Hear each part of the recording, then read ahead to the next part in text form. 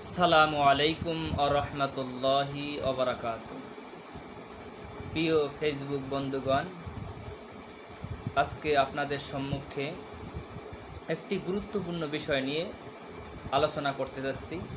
যারা ভিডিওটি দেখবেন, লাইক কমেন্ট অবশ্যই শেয়ার করে দিবেন। কবরে 3টি প্রশ্নের উত্তর দেওয়ার পরে যারা এই 3টি প্রশ্নের উত্তর দিতে পারবে, 3টি প্রশ্ন হলো পৃথিবীতে যারা মুত্তাকি, পরেজগার, আল্লাহওয়ালা, আল্লাহ এবং আল্লাহ রাসূলের ইত্তেবা করেছেন, তারা মৃত্যুর পরে তাদেরকে 3টি প্রশ্ন করা হবে। প্রশ্ন নাম্বার 1, প্রথমে বলা হবে মান রব্বুকা, তোমার রবকে। যারা পরেজগার, মুত্তাকি, আল্লাহওয়ালা হবে তারা উত্তর দিতে পারবে আরবি ভাষায়, ইয়া আল্লাহ, আল্লাহ আমার রব।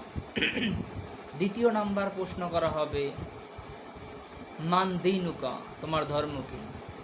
তখন যারা মুত্তাকি, পরেজগার হবে তারা বলবে ইসলাম।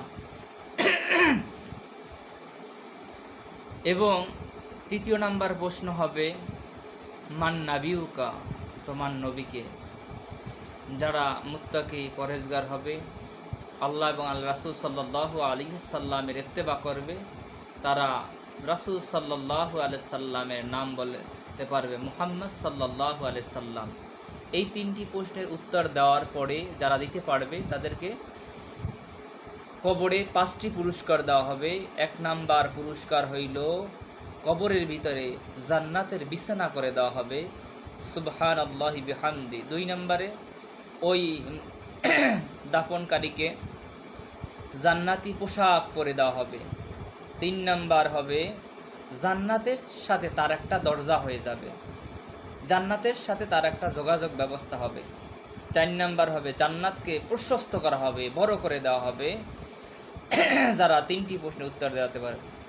এবং অন্ধকার কবরে যারা মুত্তাকি, পরেজগার, আল্লাহওয়ালা লোক, তাদেরকে কবরের ভিতরে মহান আল্লাহ তাআলার নির্দেশে, আল্লাহ তাআলার কুদরতে জান্নাতের বাতির ব্যবস্থা করা হবে। 5 নাম্বার পুরস্কার, যারা জান্নাতি হবে তাদেরকে কবরে জান্নাতের বাতির ব্যবস্থা করে দেওয়া হবে।